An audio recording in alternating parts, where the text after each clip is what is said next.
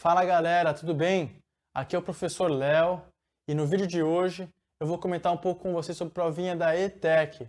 É, isso aí. Faltam menos de 3 semanas para a prova da ETEC chegar e você tem que começar a se preparar. Se você está inseguro, não sabe o que vai cair na prova da ETEC, não sabe como é a prova da ETEC, como as questões são pedidas, esse vídeo aqui é para você. Eu vou comentar um pouco sobre a ETEC no geral, quais são as provas, os conteúdos, as matérias que mais caem.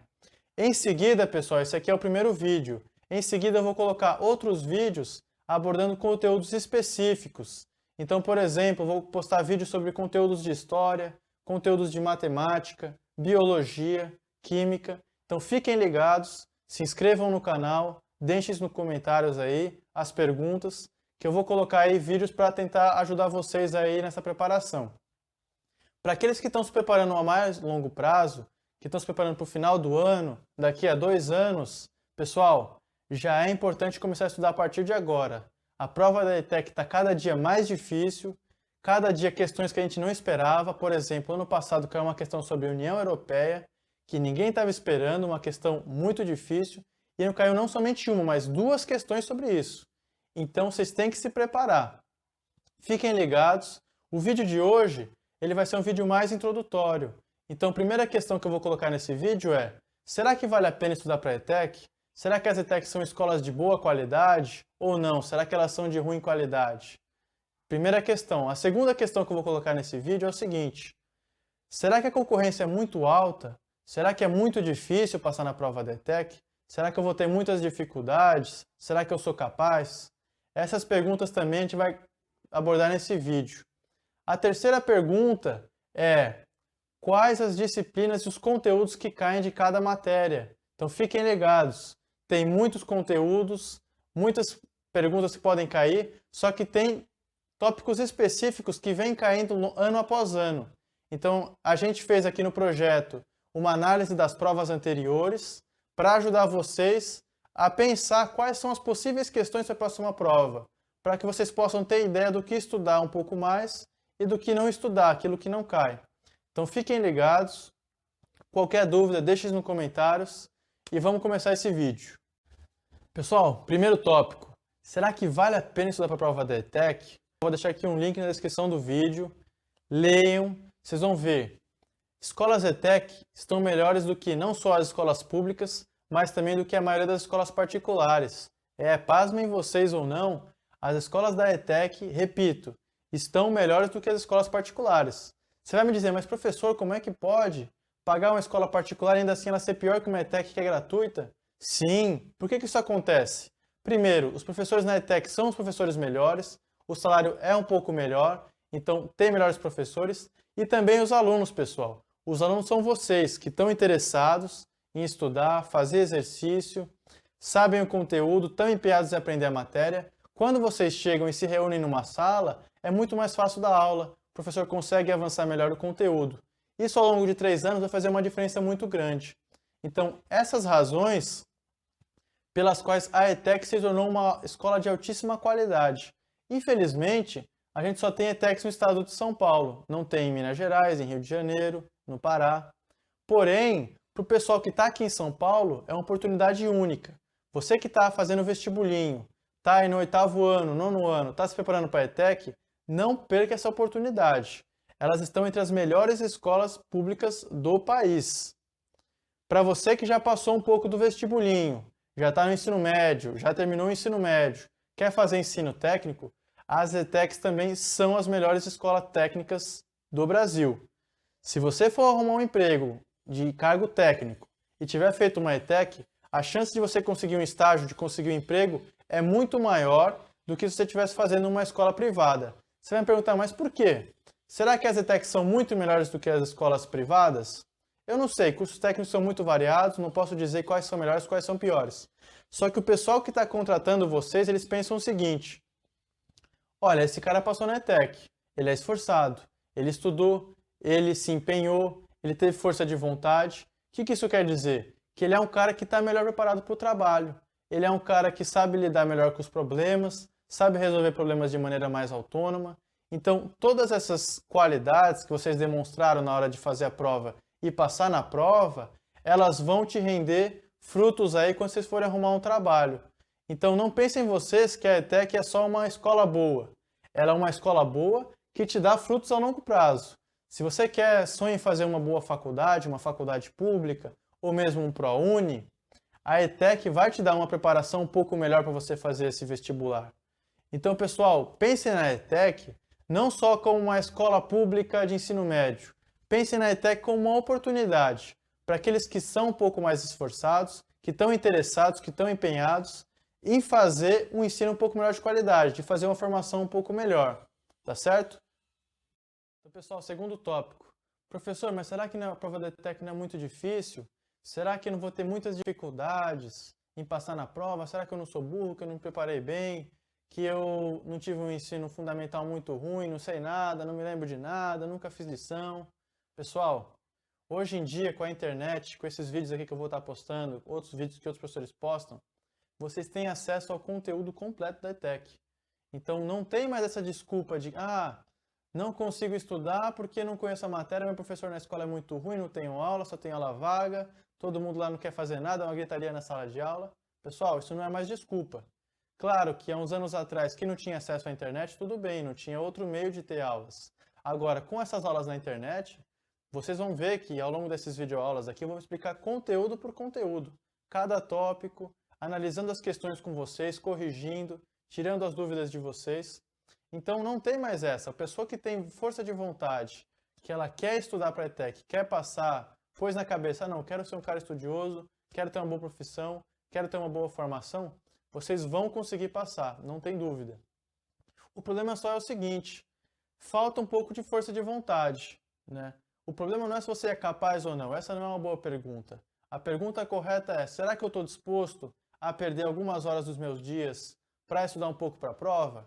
Será que eu estou disposto a estudar 3 ou 4 vezes por semana, pelo menos 1 a 2 horas por dia, todas as semanas, para conseguir passar na prova?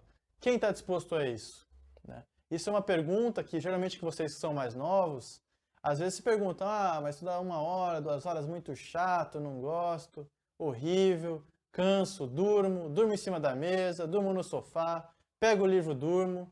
Pessoal, tem que acabar com isso. Pessoal, terceiro tópico aí do vídeo de hoje, último tópico. Professor, o que cai de cada disciplina? Quais são os tópicos aí de cada disciplina que eu devo estudar um pouco mais? Então aqui no canal a gente fez um levantamento aí das últimas provas da ETEC e separou uns conteúdos que mais caem aí de cada disciplina. Então, sem mais delongas, vamos começar. Disciplina de português, a disciplina que mais cai no vestibular. Vocês têm que ficar ligados, português é a disciplina que mais cai, tem mais questões. Não dá para bobear. Em português, cai 2 tópicos principais, gramática e interpretação de texto. Interpretação de texto, vocês geralmente acham que é fácil. Eu já sei ler, já sei interpretar um texto. Pessoal, não é assim. A provinha da ETEC cada vez mais tem ficado um pouquinho mais difícil, então vocês têm que dar um pouco mais de atenção à interpretação de texto. As perguntas não são tão óbvias, às vezes você tem que analisar argumentos, tem que analisar conjunções. O que uma conjunção significa? Significa que um texto está em relação de causa ou consequência? Será que está em oposição? Às vezes a prova da ETEC pede um pouco essa noção de interpretação de texto. Então vocês têm que fazer o quê? Vocês têm que se preparar. Professor, mas como é que eu vou me preparar para a interpretação de texto? Simples. Ao longo dessas semanas eu vou deixar alguns vídeos aqui no canal, analisando com vocês alguns textos e fazendo perguntas sobre o texto para a gente analisar juntos, tirando algumas dúvidas, né? O que o título quer dizer sobre o texto? Vamos analisar a conclusão, vamos analisar ali a introdução do texto, tá certo? Então, estudem por esses exercícios que vocês vão se dar melhor, tá certo? Segundo tópico é gramática. Pessoal, gramática tem muita regra, tem muito conteúdo aí para estudar. Vocês não precisam estudar tudo. Na ETEC, ao longo dos anos, caem alguns conteúdos mais e outros praticamente não caem. Por exemplo, cai muita conjunção, cai pronome.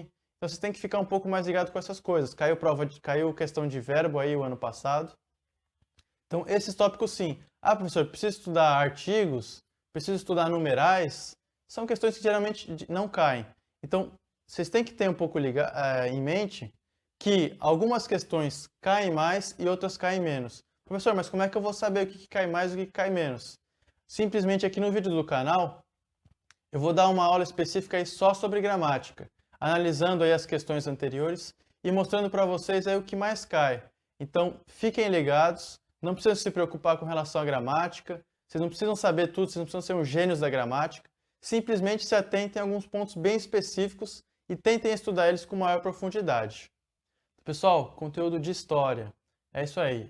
História não é uma disciplina tão importante quanto o português, não cai tantas questões quanto em português, porém é uma disciplina aí que causa uma certa dificuldade. Por quê?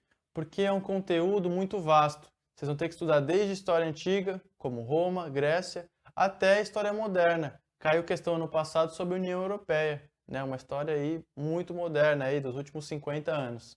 Então é um período muito longo que vocês têm que estudar. Ah, professor, mas como é que eu vou conseguir estudar tudo isso? Tem que estudar tudo isso e ainda mais história do Brasil, que é uma história completamente à parte aí nos livros. É verdade. É um conteúdo vasto.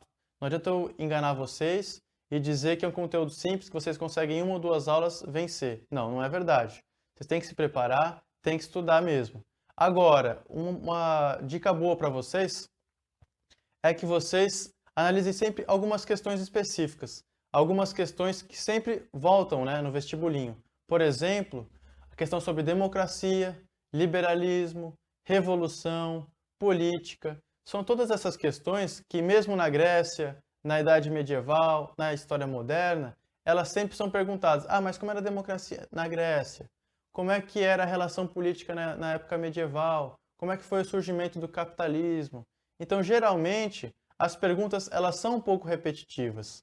Apesar de vocês terem que ter uma visão geral da história, um panorama um pouco geral, se vocês conseguirem focar nessas questões, eu acredito que vocês vão sair muito bem, tá certo?